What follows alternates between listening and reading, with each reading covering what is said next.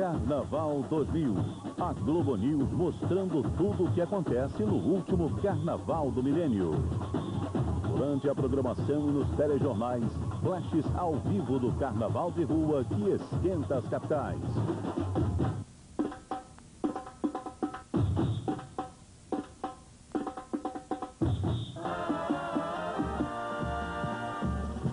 Em Recife e Olinda, a tradição do frevo e do maracatu arrastando multidões. A animação dos trios elétricos, afoxés e blocos em Salvador. Sexta e sábado, Elizabeth Pacheco e Guto Abranches acompanham o desfile das escolas de São Paulo. Domingo e segunda, André Trigueiro e Cristiane Pelágio, direto do nosso estúdio na Marquês de Sapucaí, revelando a emoção das personalidades na maior festa do país. Ouvindo quem é bamba e tem intimidade com o samba.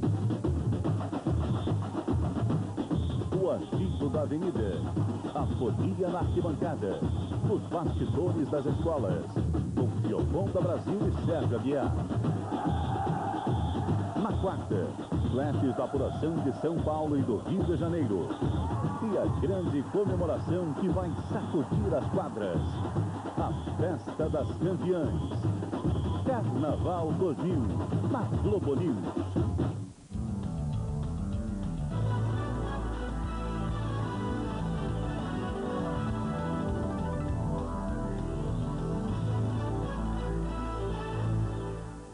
Segunda-feira, 28 de fevereiro, 2 horas da manhã, você vai ver nessa edição do Em Cima da Hora os assuntos que foram destaque nesse domingo. Fiscais do IBAMA apreenderam em 3 feiras livres no Rio 130 pássaros. Uma carioca teve quíntuplos e pode entrar para o Guinness, o livro dos recordes no mundo. Você está assistindo a Globo News, o seu canal de jornalismo 24 horas no ar.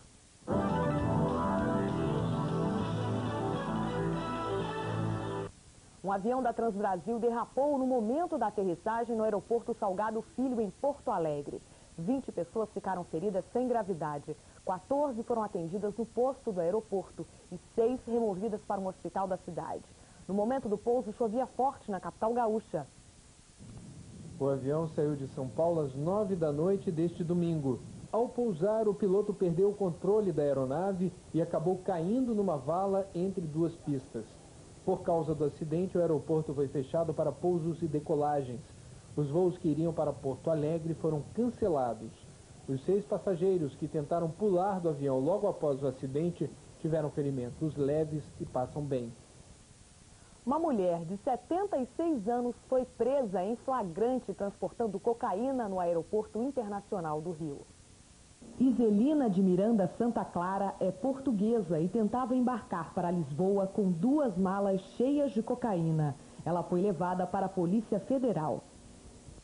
Suspensa a greve dos juízes federais e trabalhistas marcada para hoje. O ministro Nelson Jobim, do Supremo Tribunal Federal, concedeu a liminar para o auxílio moradia de R$3.000. Os presidentes das associações de juízes que se reuniram com o presidente do STF ficaram satisfeitos com a liminar concedida pelo ministro Nelson Jobim para o pagamento do auxílio moradia. Mas, segundo o presidente do Supremo Tribunal Federal, ministro Carlos Veloso, não se trata de auxílio moradia, e sim de um reajuste de R$3.000 que vai ser pago de forma escalonada, tomando como base o teto de R$12.720, que é o salário do presidente do Supremo. Os juízes dizem que aceitaram essa remuneração, mas que vão continuar lutando pela aprovação do teto do funcionalismo público. Mas, por enquanto, a greve de 3.600 juízes federais e trabalhistas está suspensa. De Brasília, Cristiane Salles para o Em Cima da Hora. O bug dos computadores é uma nova ameaça. O governo vai montar de novo, a partir de segunda-feira, o Plano Nacional contra o Bug da Virada, para prevenir falhas nos sistemas de computação dos principais setores da economia do país. A passagem do dia 28 para 29 é o segundo momento crítico do bug no ano 2000. É o chamado mini-bug ou buguinho. O Ministério da Defesa teme 2 problemas. Os computadores podem entrar em colapso, deixando de ler a data 29 de fevereiro, pulando direto para o dia 1º de março. O governo também quer se prevenir contra ataques dos hackers. os piratas do computador. O Centro de Coordenação Geral do Ministério da Defesa vai ser reaberto às 2 horas da tarde de segunda e fica em operação até às 2 da tarde de terça-feira para o controle do sistema de comunicações em todo o país. 2h03. Essa edição do Em Cima da Hora fica por aqui. Você assiste agora a reapresentação do Jornal das 10. Eu, Vanessa Rich, volto na próxima edição do Em Cima da Hora, que começa às 3 horas da manhã. Até a próxima.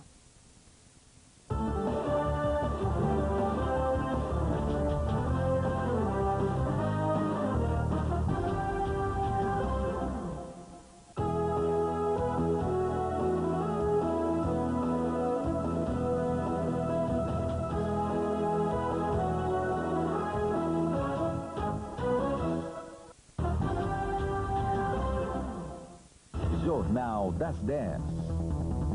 Apoio Fiat Maré, cada vez mais surpreendente.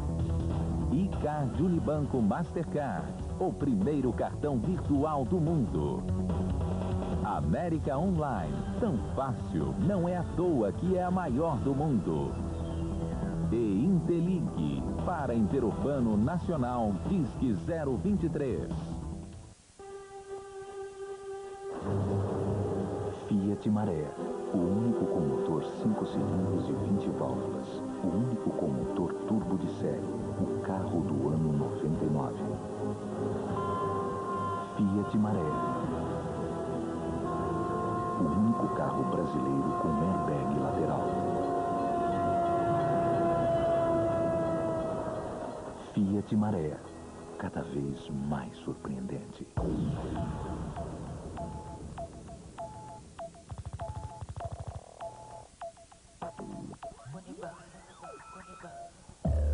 Máquinas são legais, mas são um pouco caladas.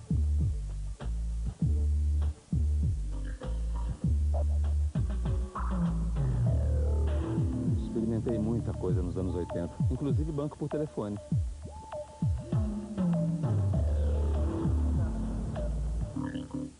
Você é diferente, inteligente, bonito. Pra mim, você é o mais sensível da classe. Da escola.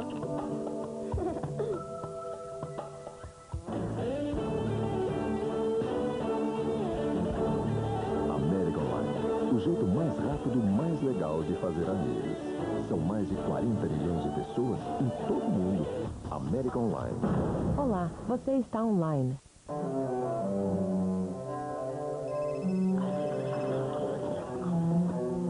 Doutor Queiroz, é o Raul. Raul? TRT Confecções do Rio. Eu queria marcar a apresentação da nova coleção pro senhor. Mas agora, sábado à noite. É, que de dia Interurbano é mais caro, sabe como é que é? Tá pro inferno, tá bom.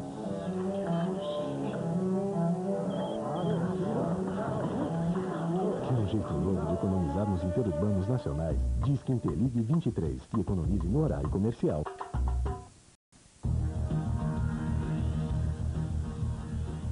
Boa noite, eu sou André Trigueiro e estes são os destaques de hoje no Brasil e no mundo. Foi cancelada a greve dos juízes federais e trabalhistas marcada para esta segunda-feira. Uma liminar do STF garantindo a concessão de auxílio moradia aos juízes determinou a suspensão da greve. O presidente do Supremo Tribunal Federal, ministro Carlos Veloso, justificou assim a liminar. O que precisa a sociedade brasileira compreender é que estamos diante de uma situação anormal, que precisava encontrar uma solução. Cristiana Lobo comenta: o economista e ex-senador Roberto Campos sofre uma isquemia cerebral.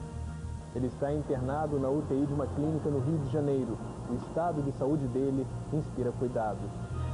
No tempo livre com Délis Ortiz, o vice-presidente da República, Marco Maciel, mostra sua coleção de selos. As enchentes deixam um rastro de morte e destruição na África. 260 pessoas morreram no Senegal e no Zimbábue. Em Moçambique, milhares de refugiados aguardam socorro. As Nações Unidas classificam de desesperadora a situação no país e pedem ajuda internacional urgente. As declarações do primeiro-ministro francês Lionel Jospin contra o grupo radical Hezbollah continuam rendendo protestos na Cisjordânia. Os manifestantes queimaram bandeiras da França, de Israel e dos Estados Unidos. Ainda falta uma semana para o carnaval, mas já tem muito folião nas ruas e muitos artistas chamando o povo para a festa. É o caso de Caetano Veloso e Carlinhos Brown em Salvador e Alceu Valença no Recife.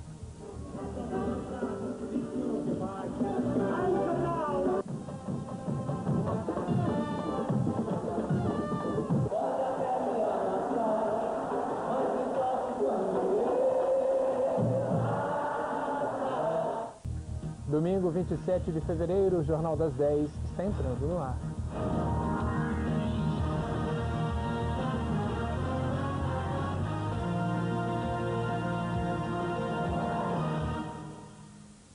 Está cancelada a greve dos juízes federais e trabalhistas marcada para esta segunda-feira. O Supremo Tribunal Federal concedeu uma liminar, dando auxílio moradia de até R$ 3.000 aos juízes.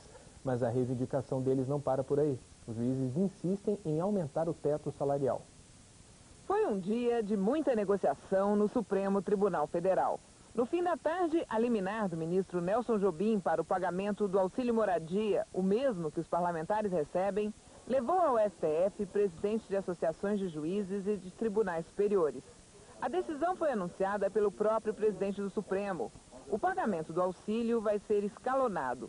R$ 3.000 para os ministros do STF, R$ 2.700 para juízes dos tribunais superiores, R$ 2.430 para os de tribunais regionais, R$ 2.187 para os juízes de direito e R$ 1.969 para os substitutos. Para ser definitiva, a decisão tem que ser aprovada pelo plenário do Supremo, mas ninguém vai ter que devolver o dinheiro. O que precisa a sociedade brasileira compreender é que estamos diante de uma situação anormal, que precisava encontrar uma solução. Qual é a situação normal? De greve da magistratura. O auxílio moradia é, na verdade, o reajuste salarial que os juízes tanto queriam, mas eles anunciam que vão continuar lutando pelo teto salarial de R$ 12.720. Com a decisão, os presidentes de associações anunciaram que, por eles, a greve de 3.600 juízes está suspensa. Se nós entrássemos em greve, se entrássemos em greve, se não houvesse isso, a sociedade, evidentemente, teria seu prejuízo em um curto período, para poder ganhar num período maior. O aumento dos juízes vai causar um estrago na imagem do judiciário. O comentário é de Cristiana Lobo. Com essa solução dada para os salários no judiciário, um aumento no valor de até R$ 3.000, até chegar ao teto de R$ 12.720, os juízes não mais farão a greve prometida. E com isso, eles evitam um estrago ainda maior que seria provocado pela paralisação das atividades na justiça. Mas algum desgaste os juízes terão. Essa solução de obter aumento por meio de uma liminar concedida pelo judiciário não foi unânime, nem mesmo no Supremo Tribunal Federal. Alguns ministros fazem restrições a ela. E, por outro lado, além desta fórmula, deste arranjo para dar aumento a eles próprios, os juízes levaram a público uma discussão sobre o teto máximo dos salários, quando o Brasil todo acompanha a discussão sobre o salário mínimo, se esse salário terá um aumento nominal de R$ 20 ou de R$ 30. E para decidir quando é que será anunciado o aumento do salário mínimo, o presidente Fernando Henrique vai reunir seus ministros. Será na terça-feira, no Palácio do Planalto. E as pesquisas do IBGE mostram que no último ano houve queda de ganho salarial do brasileiro. Mas este ano, tudo indica, vai melhorar. Pelo menos para alguns. O governo vai montar de novo nesta segunda-feira o plano contra o bug da virada para prevenir falhas nos sistemas de computação dos principais setores da economia do país. A passagem do dia 28 para 29 é o segundo momento crítico do bug do ano 2000. É o chamado mini-bug ou buguinho. O Ministério da Defesa teme dois problemas. Os computadores podem entrar em colapso, deixando de ler a data 29 de fevereiro, pulando direto para o dia 1º de março. O governo também quer se prevenir contra ataques dos hackers, os piratas de computador. O Centro de Coordenação Geral do Ministério da Defesa será reaberto às 2 da tarde de segunda e fica em operação até às 2 da tarde de terça-feira para o controle do sistema de comunicações em todo o país. O ex-senador Roberto Campos teve uma isquemia cerebral e está internado na UTI de uma clínica na zona sul do Rio. O estado de saúde dele inspira cuidados. O ex-senador tem 82 anos e é diabético. O pronto-socorro em que o ex-senador Roberto Campos estava internado amanheceu cheio de amigos e parentes. Os médicos tinham decidido pela transferência. O estado de saúde do economista inspirava cuidados e ele precisava se submeter a uma nova bateria de exames. Foi levado para uma clínica na zona sul do Rio. Assim que chegou a esta clínica, o ex-senador fez uma tomografia computadorizada. Foi a segunda em menos de 24 horas. Só que dessa vez, o resultado do exame confirmou as suspeitas da equipe que trata dele. De acordo com um dos médicos, o que o economista teve foi uma isquemia cerebral. Ou seja, por alguns instantes, ficou com a circulação do sangue no cérebro comprometida. O companheiro da Academia Brasileira de Letras, Antônio Olinto, disse que apesar do diagnóstico de isquemia, o quadro é estável. Ele tem marca-passo, ele tem ponte safena. Portanto, tem que estar ligado ao coração para ver como é que o coração está reagindo a tudo isso. O coração está reagindo muito bem. E vamos ver agora no resto se ele se recupera daquele mal neurológico, porque ele não está paralítico de coisa alguma. Mas o resultado ele tem que esperar mais pelo menos 3 dias, né? Mais uns 3 dias, até que essa recuperação se complete. Até que ele possa falar sem se cansar. O neurologista Sérgio Novis, um dos 3 médicos que acompanham o ex-senador Roberto Campos, deu os detalhes da isquemia cerebral. Ele falou à Globo News por telefone. O senador Roberto Campos foi internado hoje na Clínica São Vicente por ter sofrido uma alteração vascular cerebral decorrente de uma crise de hipoglicemia e hipertensão arterial. No momento ele se acha estável, já corrigidas as alterações de pressão arterial e de glicemia, e inicia, portanto, um processo de recuperação. Os exames complementares confirmaram o diagnóstico de uma pequenina isquemia cerebral e acreditamos que a evolução vai ser favorável. A ideia é que exatamente ele possa regredir e ficar recuperado desse acidente que ocorreu nessas últimas horas. De maneira que não há nada que indique a obrigatoriedade de que não possa haver uma regressão do quadro atual. A esperança que se tem é que com as medidas tomadas ele possa efetivamente se recuperar e ter um retorno à vida normal que ele tinha anteriormente.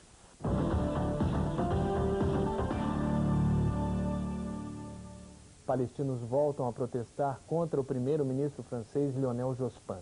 As declarações feitas pelo premier contra o grupo xiita Hezbollah levaram também milhares de pessoas às ruas da cidade de Sidon, no Líbano. Em Jerusalém, o chefe do governo israelense Ehud Barak disse que está disposto a devolver as colinas de Golã em troca de um acordo de paz com a Síria. O gabinete israelense discutiu